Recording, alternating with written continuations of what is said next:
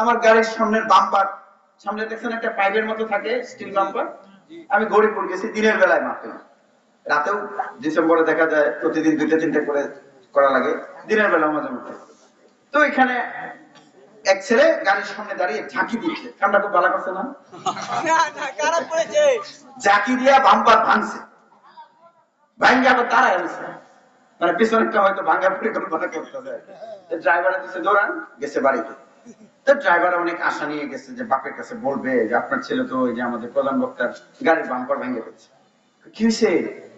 তো ড্রাইভার বললো যে কাজ করছে, বাপে কইতেছে কই ভাঙছে আরো ভাঙবো। এইরকম অবিচার করার মতো বাবা আছে না নাই? এটা কি আদর? আদর কোনটা? ধমক দেওয়া লাগে। কোনটা আদর বলে দেখুন। ছেলের সেবন লাভ আমার বাসে এটা হচ্ছে প্রতিষ্ঠা হয়। তোর প্রতিষ্ঠাটা যদি মাইরে থাকে তাহলে নিশ্চয়ই কোনো কারণ আছে। হ্যাঁ, জোরে বলুন, উত্তরটা এমন হতে পারে কি পারে না? দেখা হয়েছে ভাই ভাতিজারে নাকি মারছো, কত চমৎকার কথা। হেরে বলতে দেয় করতে আমার সারা মাস হচ্ছে ভাই এটা রিলেশনশিপ, যে আপনার তো ভাতিজা, আপনি তো মারতে পারেন, এটা বুঝতেছে ভাই ভাতিজারে নাকি মারছো। তো ওই লোক বললো যে ভাইজা আপনার ছেলে তো এই যে গাঁজাখুরদের সাথে বসা ছিল, এই কারণে আমি থাপ্পড় দিয়েছি। লোকটি এসে বলছে ভাই এই আরেকদিন যদি দেখো, তুমি আমার অনেক বড় একটা উপকার করছো, আরেকদিন যদি দেখো, আজকে তো একটা দিছো, 10টা থাপ্পড় দিয়া পরে আমার খবর দিন। এই বেটার ছাড়াই মানুষ হইব, ঠিক না? এই জন্য মুরব্বীদের সাথে বেয়াদবি করলে আপনারা কখনোই প্রশ্রয় দেবেন না। মনে রাখবেন, আজকে যে লোকটা এই এলাকার একজন মানুষকে গরিব হওয়ার কারণে যে লোকটাকে আপনার ছেলে ধমক দিল, সেই ছেলেটা আগামীকাল কিংবা পরশু আপনাকেই ধমক দেবে। আদব কায়দা শেখান, মুরব্বীদেরকে সম্মান করতে শেখান। এই যে আদব কায়দার পরে দিন শেখানো শেষ, আমরা বাচ্চাদেরকে দিন শেখাবো। আপনারা কি রাজি আছেন?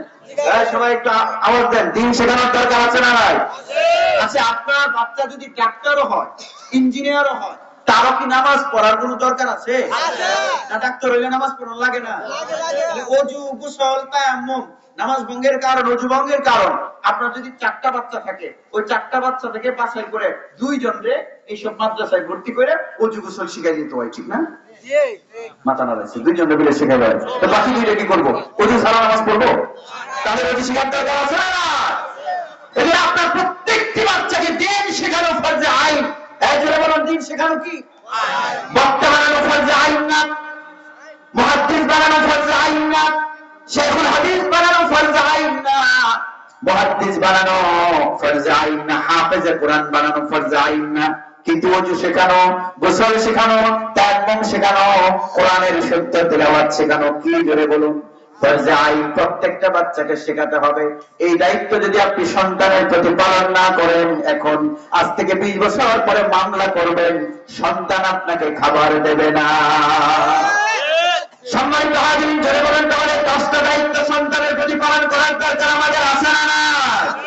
Duties of parents towards children এখানে বলেই আমার আলোচনা শেষ করব। আমরা সরকারে অনেকদিন ধরে কইতেছি, না না না আর একদম দেরি করা যাবে না, 12:30 বেজে গেছে। আমরা অনেকদিন ধরে বলতেছি আমরা এই স্কুলে, এখানে কি স্কুল আছে না?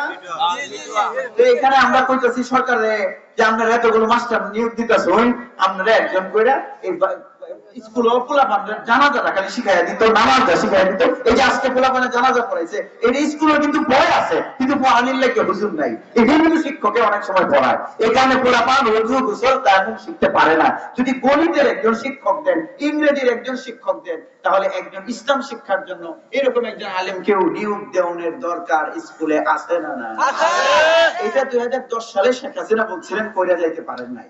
ইউনূস মিয়ারে আমরা ক্ষমতায় আসার পর থেকে বলতেছি। আজকে সালাউদ্দিন সাহেব বিএনপি স্থায়ী কমিটির সদস্য, তিনি আজকে বলেছেন যে যদি আমরা ক্ষমতায় আসি তাহলে আমরা প্রাইমারি স্কুলে ধর্মীয় শিক্ষক নিয়োগ দেব।